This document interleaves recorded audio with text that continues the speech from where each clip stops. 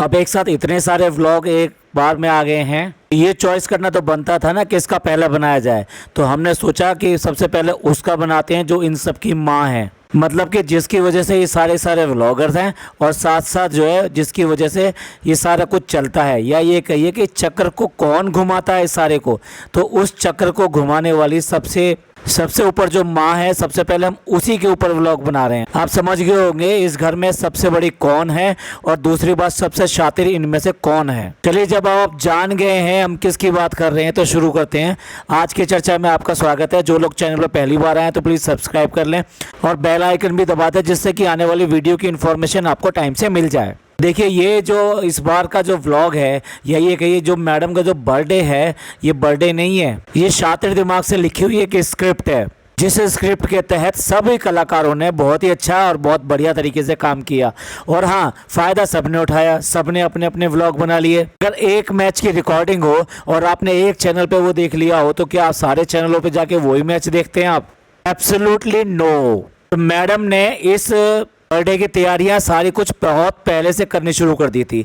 असल में देखा जाए तो अगर बर्थडे आता है तो ये देखा जाता है कि फैमिली मेम्बर्स सब उसको कितना सपोर्ट करते हैं, कितना प्यार करते हैं और कितना उसका ध्यान रखते हैं, और उसी हिसाब से वो लोग तैयारियां करते हैं। और उनकी तैयारियों में की गई तैयारियों में बड़ा मज़ा आता है फिर देखने में। और सच पूछो तो बाहर का छोड़ दीजिए, अगर कोई अपना मिस कर दे वो बर्थडे, या वो टाइम से वो चीज़ ना करे, तो बहुत बहुत बहुत बुरा लगता है। तो यहाँ मैडम जो है ना, उन्होंने इसके स्क्रिप्ट जो है बहुत पहले लिखनी चालू कर दी, और शुरू से ही पहले उन्होंने डिनर सेट का ड्रामा किया। अब आप ध्यान रखिएगा, ये एक ऐसी हाउसवाइफ है जो अपने हस्बैंड के बिना कुछ भी खरीदती नहीं है और हस्बैंड से ही सारी चीज़ें मांगती है, और उसके बिना घर में जो कमी है उसको भी वो पूरा खुद नहीं कर सकती, बेशक उसके बैंक में लाखों रुपए हो और चाहे वो लाखों रुपए ऐसे ही खर्च कर देती हो, लेकिन घर के एक डिनर सेट के लिए कितना मिन्नतें करके वो मांगती है। और उसके बाद में ये भी कहती है कि ये वाला डिनर सेट जो मुझे चाहिए, मुझे बर्थडे गिफ्ट की तरह चाहिए। तो ये था मैडम का सबसे पहला और स्टार्टिंग का ड्रामा, जिससे लोगों को वो दिखा सके वो कितनी रिलेटेबल है और ग्राउंड टू अर्थ है। वो एक ऐसी हाउसवाइफ है, मतलब जो आम घरों में सब घरों में होती है, बिल्कुल वैसी वो हाउसवाइफ है।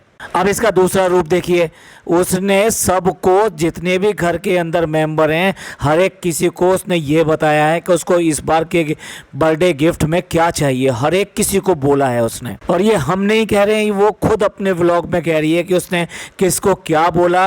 और बस वो कहने का तरीका ये है कि उन्होंने इंसिस्ट किया तो मैंने बता दिया। आप बताओ इस ब्लॉग की क्या क्यूरियोसिटी रहेगी जब उसने एक एक आइटम बताया है। यही डब्बा जो बिल्कुल कंजूस है और कुछ भी खर्च करना नहीं चाहती, वो बात दूसरी है। इस टाइम रिश्ते अच्छे नहीं हैं तो वो ये रिश्तों की खाई को कैसे भरना चाहती है? पैसे से भरना चाहती है, बड़े से बड़े पैसे और गिफ्ट से भरना चाहती है, जिससे कि वो सब खुश हो जाए, सब माहौल एक तरफ हो, एक जैसा हो जाए। लेकिन याद कीजिए, पिछला बर्थडे याद कीजिए मैडम का, उस पे इस डब्बा ने क्या दिया था। हाँ, याद कीजिए, याद कीजिए। नहीं आया याद, हम बता देते हैं। ये डब्बा और फनी दोनों ही हाथ के गजरे लेकर आए थे एज ए गिफ्ट। जी हाँ, आपने बिल्कुल सही सुना, एक गजरे लेकर आए थे जो हाथ में पहनाए जाते हैं, और उनको पहना के ही इन्होंने बर्थडे कर लिया था। तो मैडम तो जैसे हमने कहा ना, बहुत शातिर हैं। उन्हें लगा कि आपके फिर दोबारा से जो ये कुछ ऐसा ही उल्टा सीधा और फालतू का गिफ्ट उठा लाएगी, तो इससे अच्छा ये है कि आप कमा रही है, इतना कमा रही है और उसके ऊपर भी इतना खर्च कर रही है, फ़नी के ऊपर बेइंतहा सा खर्च कर रही है, तो क्यों ना इससे फ़ायदा उठाया जाए और इस बहाने इससे मोटी सी चीज़ वसूल ली जाए। तो ये है वो खुराफाती दिमाग जिसने कि ये देखा कि चलो अब इससे भी वसूलते हैं। तो उसने बताया उसको कि उसको क्या चाहिए, किस ब्रांड का चाहिए, ये भी बताया। अब इनको तो कुछ बावलों को कुछ पता नहीं है, पागलों को कुछ पता नहीं है, तो इन्होंने खुद पूछ लिया, यानी फनी ने पूछ लिया, भाभी ये कहाँ मिलेगा? और मैडम ने तपाक से बता दिया कि जाओ उस मॉल चले जाओ और वहां से संजीवनी बूटी ले आओ उठाकर मेरे लिए, और दिखाओ अपनी भक्ति, कितने मेरे भक्त हो तुम। मुझे मजा इसलिए आया है कि मैडम ने एक खेल खेला है बड़े शातिर तरीके से, और सबसे वो कंचे अपनी मुट्ठी में कर लिए हैं जो जिसके पास थे। लास्ट में डिक्लेयर कर दिया, मैं जीत गई, देखो मेरे को सब कितना प्यार करते हैं, सब मेरे लिए कितने अच्छे अच्छे गिफ्ट लेकर आए। भाई इतना तो छोटे बच्चे हैं ना, उनको भी बहुत चार्म रहता है। उनका बर्थडे हो तो उनको सबसे पहले गिफ्टों पे नज़र रहती है। जब सारे गिफ्ट आते हैं तो सबसे पहले उनके गिफ्ट को खोलने की भी जल्दी रहती है, और मजाल है उनके गिफ्ट को कोई हाथ लगा जाए तो इस तरह से उसने डब्बा को काबू में किया और डब्बा से बड़ा गिफ्ट ले लिया। देखो मजेदार बात क्या है, जो देने वाला है ना वो भी खिसिया खिसिया के बता रहा है, नहीं नहीं नहीं हमने इतना पूछा, घुमा फिरा के पूछा, ये बता ही नहीं रही थी, लेकिन फिर भी मैंने इतने सवाल किए कि और ये कहा कि भाभी वो चीज़ होनी चाहिए ना जो आप यूज़ करो और उसके बाद में यूज़ ना करो तो वो अच्छा नहीं है। हाँ हाँ, पहले तो तूने बहुत अच्छी चीज़ दी थी ना, हाथ के गजरे दिए थे, वो तो भाभी जो है 1 साल तक यूज़ करती रही, उसमें पानी लगाती रही और उसमें जो गुलाब जल छिड़कती रही और उसमें जो परफ्यूम है परफ्यूम डालती रही, वो 1 साल से तो पहन रही थी ना भाभी तेरी। बोल रही डब्बा, हमने पूछा, बार बार पूछा, भाभी बता दो, भाभी बता दो, इतना टेंशन था और भाई को भी इतना टेंशन था। मैडम का मजेदार आंसर तो सुन लीजिए,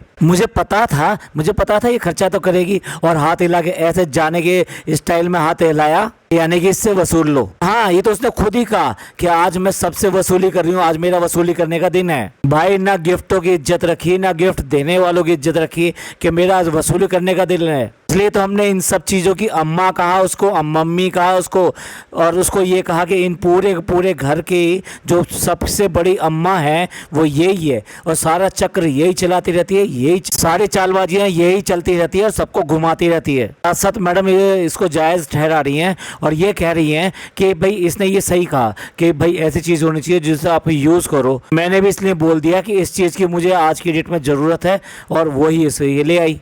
देखिए, जिसके पास में एलवी के 2-2 बैग पड़े हों, वो फर्स्ट कॉपी थे या सेकंड कॉपी थे पर पड़े थे, उनको लटका के तो यही करके जाती थी ना कि मैं असली कॉपी लेके जा रही हूँ। कैसे कह सकते हैं इस चीज़ की ज़रूरत थी? ज़रूरत का मतलब ये होता है कोई चीज़ आपके पास नहीं है या अभी अभी वो ख़राब हुई है तो आपको दूसरी लेनी पड़ेगी। तो ये है मैडम का शातिर दिमाग। चलिए, फर्स्ट विकेट क्लीन बोल्ड। अब आगे बात करते हैं। अच्छा, बदले में कह रही है पहले से ही कि चलो तुम जो ना अपनी बारे में सोच के रखो, अब रक्षाबंधन आ रहा है, उसके बाद में दिसंबर में तुम्हारा बर्थडे आ रहा है, तो अच्छी चीज़ सोच के रखो, यानी कि ये राखी मनाएंगे।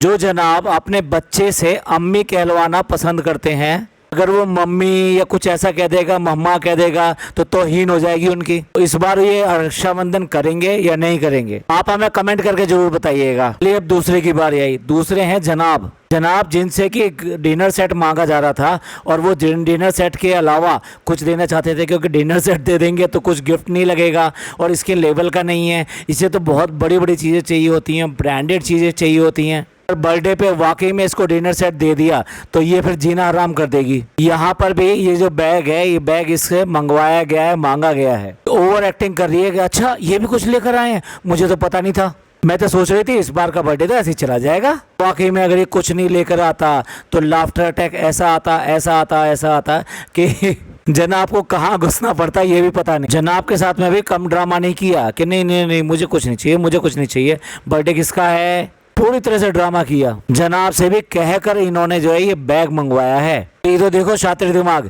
सारी चीज़ें मतलब जो दूसरे लोग करते हैं ये पहले खुद करके बैठी है, यानी डेकोरेशन कैसे होगी वो खुद करके बैठी है, जबकि होना ये चाहिए कि कोई दूसरा करे और आप उसको देखो कि हाँ यार कितना खूबसूरत, कितना अच्छा किया है और कुछ डिफरेंट किया है कि नहीं किया है। इसी तरह से केक भी खुद ही पसंद करके बैठ गई कि ये वाला केक चाहिए। रही बात खाने की, खाना तो इनका हमेशा से बिल्कुल पैट रहता है, वो पिज़्ज़ा वगैरह ऑलरेडी मंगवा लिए हैं, टेबल पर सारे लगे पड़े हैं। अब बारी आती है अम्मी की।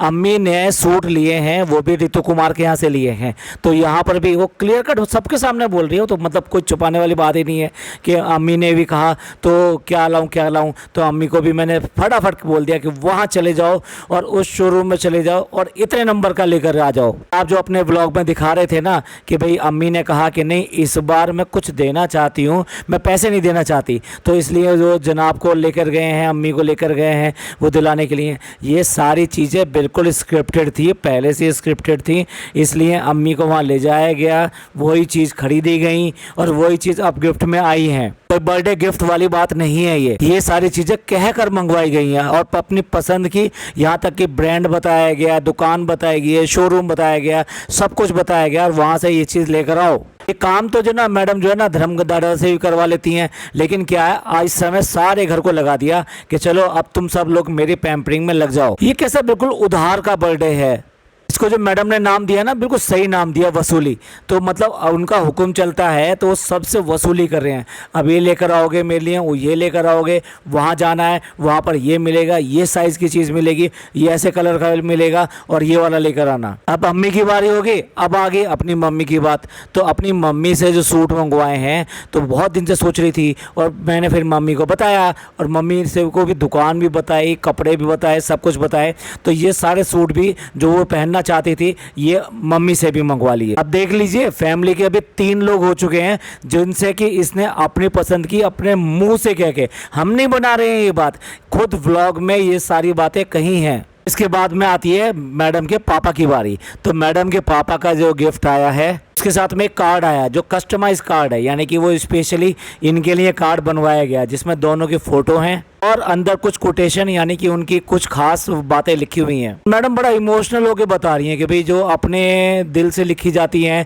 उनमें कुछ मजा ही कुछ और होता है, और वो अपने दिल से निकली हुई बातें होती है तो वो बहुत बहुत अच्छी होती है, मुझे बहुत अच्छी लगती हैं। यही मैडम है जो अपने पापा को ये कहती थी कि बचपन में बिल्कुल भी अच्छा नहीं रहा, और मेरी मम्मी के साथ में ऐसा वैसा किया, ये किया वो किया, और हम जो खुलकर अपना बचपन नहीं जी पाए। भूल गई मैडम, इन्होंने ही जो है वो ऐसे स्कूलों में पढ़ाया कि ये कुछ पढ़कर कम से कम एयर होस्टेस तो बन सकी। और ये केबिन क्रू बनने के बाद में बात ये है कि पापा का बर्थडे आया तो मैडम ने एक बार जिक्र तक नहीं किया।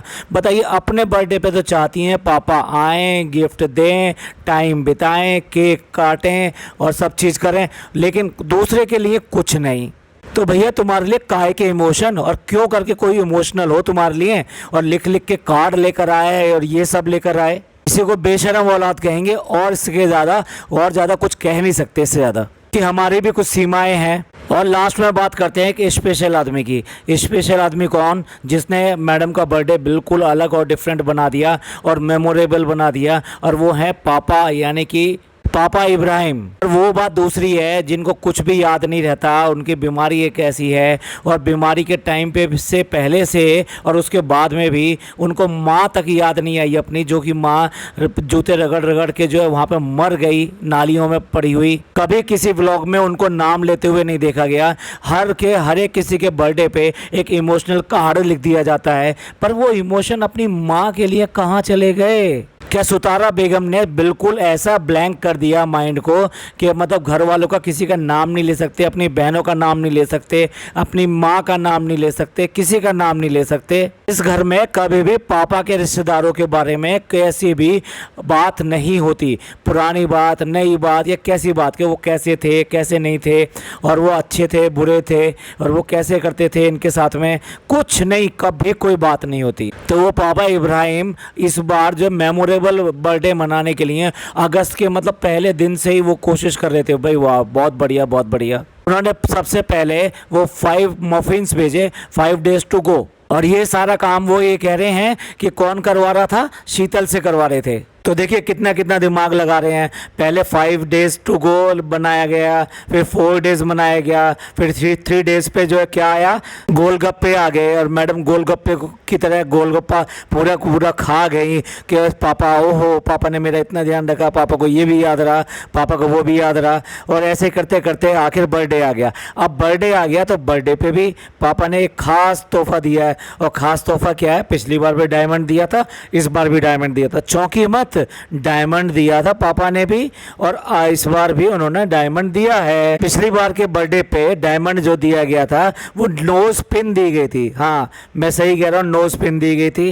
कितनी महंगी है, कितनी वो है, उसके ऊपर हम नहीं जाते, क्योंकि अभी हम जाएंगे ये कितने की आती है, क्या आती है, इसके ऊपर एक खास बात आपसे करनी है। और इस बार क्या लेकर आए? वो ई रिंग लेकर आए, और उसमें ई रिंग में भी वो अगेन डायमंड के हैं वो। अब देखिए मैं इस बात पे क्यों जोर दे रहा हूँ इस सबको, कि बेसिकली समझ में आता है कि वो शीतल से अपना काम करा लेते हैं, छोटे मोटे काम करा लेते हैं, कार्ड बनवा लेते हैं, कार्ड पे अपनी मनचाही चीज़ें लिखवा लेते हैं। हो सकता है ये कविता करने की या शायरी करने की जो चीज़ें हैं वो उसके अंदर भी हो, शीतल के अंदर भी हो, तो वो इनको हेल्प करती हो कि नहीं ऐसे लिख दीजिए, ऐसे कर दीजिए, या ऐसा हम लिखेंगे तो ज़्यादा अच्छा लगेगा।